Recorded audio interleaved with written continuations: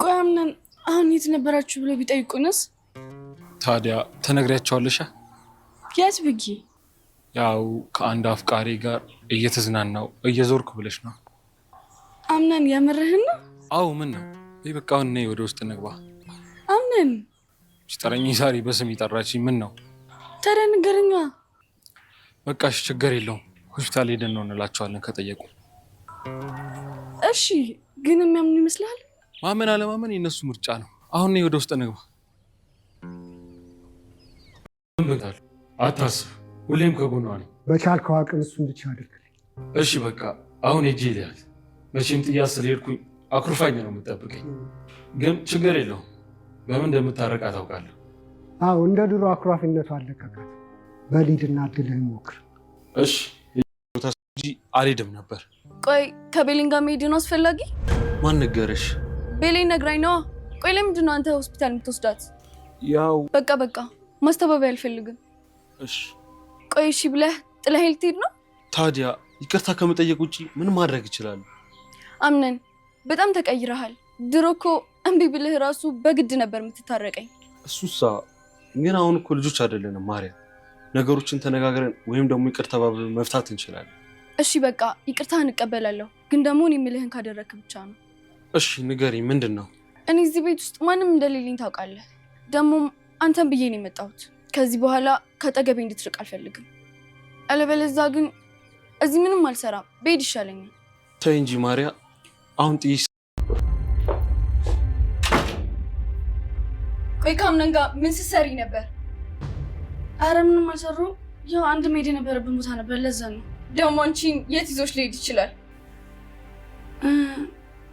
ያው ሆስፒታል ነበርን። ታዲያ ለዛ ነው ስልክ ስደውል የማያነሳው? ምናልባት እኮ አላየሁም ይሆናል። አትከራከሪለት። እንደውም ከዚህ በኋላ ከአምነን አጠገብ ላይሽ አልፈልግም።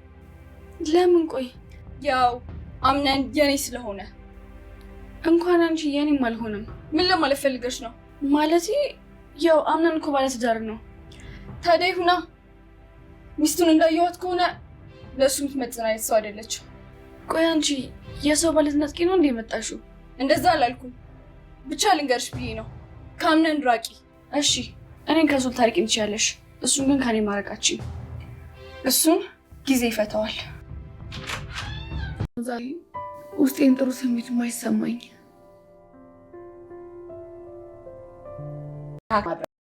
ጉዳይ ያደረገችው እረችም ማትረባ እመቤቴ ንገሪኝ ካልሽ እውነቱን ልንገርሽ፣ ቤሌን ከሰዎች ጋር ባላት ነገር ጄሪ ትቀናለች።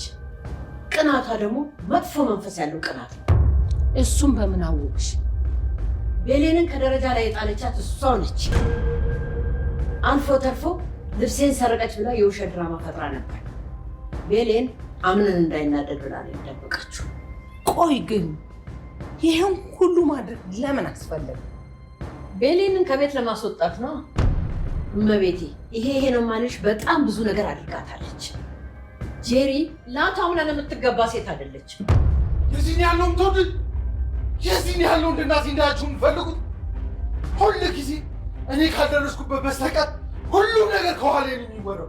አንቺ ይዛሃል አምነን ልጅ አትበይ። ልጅሽ ሆን ጉዳት ያስጨነቀው የተፈጠረውን ነገር በነገርሽኝ ነበር። እንዳትናደድ እኮ ብዬ ነው። ልናደዳ ብናደድስ የኔ መናደድ ነው ወይስ የኔ ነገ ህይወትን የሚያሳስባችሁ? ሁሉንም ነገር እኔው ራሴ ያስተካክለው። አምናን ልጅ እንዳትከተይ።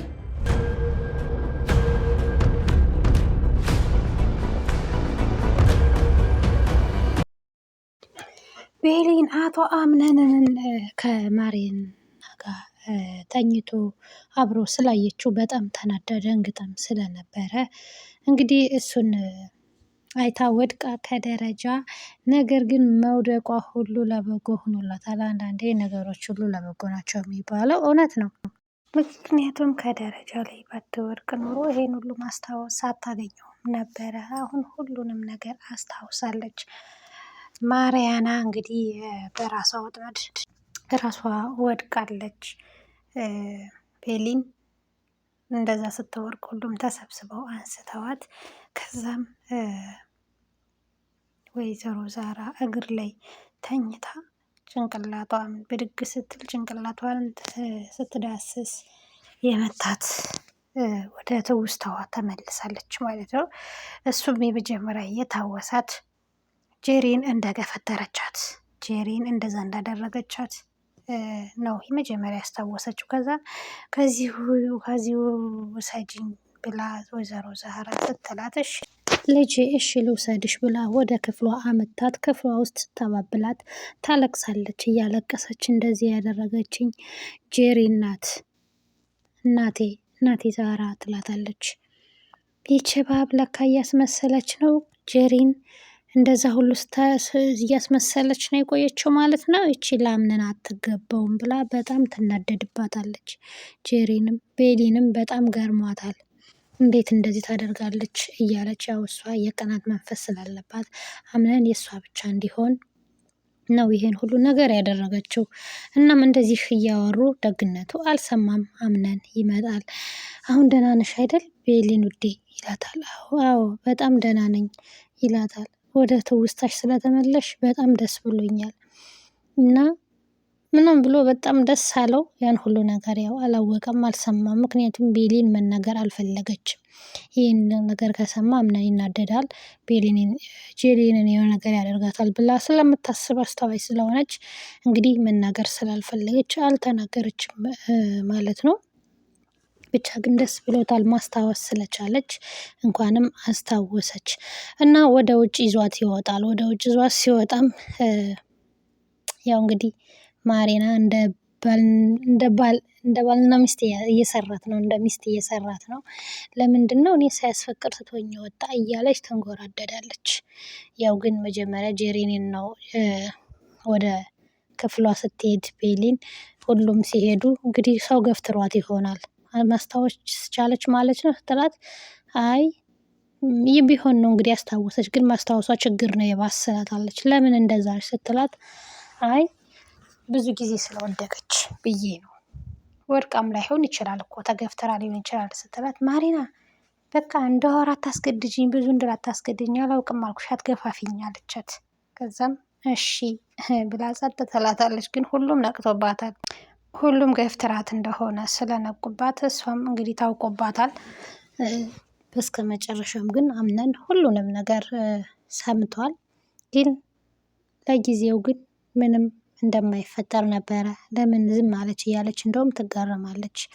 እናም ቤሊንን ወደ ውጭ ይዟት ወጥቶ ሊዝናኑ ይዟት ሲወጣ በጣም ተናዳለች ማሪና። ከዛም ስትንጎራደድ ምን ሆነሽ ነው? ምን ጠፍቶብሽ ነው? ትላታለች ጄሪን መጣ አምነን ጠፍቶብኝ ነው እና ስልክም ደግሞ አያነሳም። አምነን የለም። በምን አወቅሽ? አንቺ ሚስቱ እኮ ነኝ እና በምን አወቅሽ ስትላት፣ እንዴ ሚስቱ ነኝ ያልኩሽ እኮ ከቤሊን ጋር ወጥቷል። ምን? እሺ ብላ ወደ ውስጥ ትገባና ግን አያትየዋ ጋር በጣም ትናደድና አምነን ስልክ አያነሳም፣ እናም ከቤሊን ጋር ነው የሄደው። ምን ሆነሽ ነው ልጄ ተናደድሽው? ብላ ስጠይቃት ስልኬን አያነሳም። ለምንድን ነው እንደዚህ የሚያደርገው? እንዴት ሳያስፈቅደኝ፣ እንዴት ሳይነግረኝ፣ እንዴት ስልክ አያነሳም እያለች ልክ እንደ ሚስት ትንጨረጨራለች። አምነን ግን ያው እንደ ድሮው እንደ ልጅነታቸው እና የአባቷ ውለታ ስላለበት ነው እንጂ በፍጹም እሷን የሚወዳትና የሚያገባት አይመስለኝም። አባቷ ግን ልክ በውለታው አስሮት ልጄን አግባልኝ። እውነት ለመናገር ግን ይሄ አግባብ አይደለም፣ ለፊልምም ቢሆን ማለት ነው። ሴት ልጅ አግባልኝ በግድ አግባልኝ አይባልም። እና ያው አባቷም መጥቶ ተናዳለች። ለምንድን ነው የተናደድሽው ልጄ? ምንድን ነው ያስከፋሽ? አምነን ነው ስልክ አያነሳልኝም እና ሳይነግረኝ ነው የሄደ ትለዋለች። አይ አታስቢ ይመጣል፣ ምክንያቱም እንጠይቀዋለን፣ ችግር የለውም። ልጄንማ እንዲከፋት አልፈቅድም ይላል።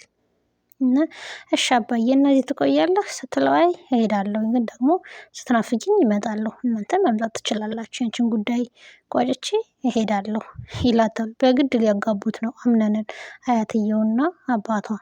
ምክንያቱም በውለታ ሊያስሩት እየፈለጉ ነው። እሱ ባለውለታችን ነው፣ ስለዚህ ልጁን አግባለት፣ ልጄን አግባልኝ እንደማለት ነው እየወሰደ ያለ። እናም ወይዘሮ ቤሊንና አምነን ከውጭ ሲመጡ ግን የት ዋላችሁ? የት ሄዳችሁ ነው ቢሉና ምን ልንል ነው ሲላት ስትለው፣ አይ አታስቢ እንደ አፍቃሪ ይዞኝ ኮበለለ በያቸው። አምነን እየቀለድኩ አይደለም፣ በቃ ችግር የለውም ሆስፒታል ሄደን ነው እንላቸዋለን። ያምኑናል። ግን እንዴ ማመን አለማመን የነሱ ፋንታ ነው። አትጨነቂ ነይ ግቢ ብሎ ወደ ውስጥ ይገባሉ። ደስ የሚል ጊዜ ከአምነን ጋር ስላሳለፈች በጣም ደስ ብሏታል። ከዛም አምነን ወደ ውስጥ ይገባል። አምነንም ከአባትየው ጋር ይነጋገራል። አባቷ በቃ በውለታ አስሮ ልጁን እንዲያገባለት አይነት ነገር ነው እያደረገ ያለው። ቤሊንም ወደ ክፍሏ ትሄዳለች። እናም ቤሊን ባሳለፈችው ቀን ከአምነን ጋር በጣም ደስተኛ ናት። ምክንያቱም ደስ የሚል ጊዜ ነው አብራ ከሱ ጋር ያሳለፈችው። ፊቷ ሁሉ ፀጉሯ ሁሉ በቃ የፊቱ ማንነቷ ስለተመለሰ በጣም ደስ ብሏታል። እና አምነን አባትየው ጋር ልጄ ትንሽ አኩርፋለች፣ እንዴት እንደምትመልሳት አላውቅም። ያው እሷ ታውቃለህ እንደ ልጅነቷ ታኮርፋለች፣ ስለዚህ አባብላት ይለዋል። እሺ ችግር የለውም ላረክልኝ ነገር ሁሉ በጣም ነው የማመሰግነው፣ አንተ ባለውለታዬ ነህ፣ አንተ ባትኖር ኖሮ ምናምን ይለዋል። ያው ውለታ ስለዋለለት ያን ሁሉ ነገር እንዲከስራት ስላዳ ነው በቃ ልጁን መግባት እንዳለበት ነው እየነገረ ያለው በአሽሙርም ቢሆን። እና ማሪናም መታ ከአምነን መራቅ አለብሽ ትላታለች። ለምን ስትላት አምነን የኔ ብቻ ስለሆነ። የት ነው የዋላችሁት? አይ ሆስፒታል ሂደን ነው። እና ስልክ የሚያነሳው ለምንድን ነው? አይ አላየው ይሆናል እኮ። እረፊ፣ አትሸፋፍኝላት፣ ከአምነን መራቅ አለብሽ። አምነን የኔ ብቻ ነው፣ እንኳን አንቺ የኔም አልሆነ። ማለት ባለትዳር እኮ ነው፣ ባለትዳር እኮ ነው። እሱን ለእኔ ተይው፣ አይመለከትሽም ትላታለች። እንዲህ ይቺ ልጅ ምን አስባ ነው እስከምትል ድረስ ቤሊን በጣም ተገርማለች። እና አምነንም ይቅርታ ማሪና፣ ያው ስላልተመቸኝ ነው ሌላ ቦታ ሂጂ ከቤሊን ጋር እንደነበርክ አውቄያለሁ። ማን ነገረሽ? ቤሊን ናታ። እሺ ለማንኛውም ይቅርታ። እንደዚህ ነው ይቅርታ የምጠይቀኝ? ድሮ እኮ አማብለህ ምን ብለህ ነበር የምትመልሰኝ? አሁን እኮ ልጆች አይደለንም ማሪና፣ ትልልቆች ነን ይለዋል። እናም አምነን ወይዘሮ ዛሃራ እና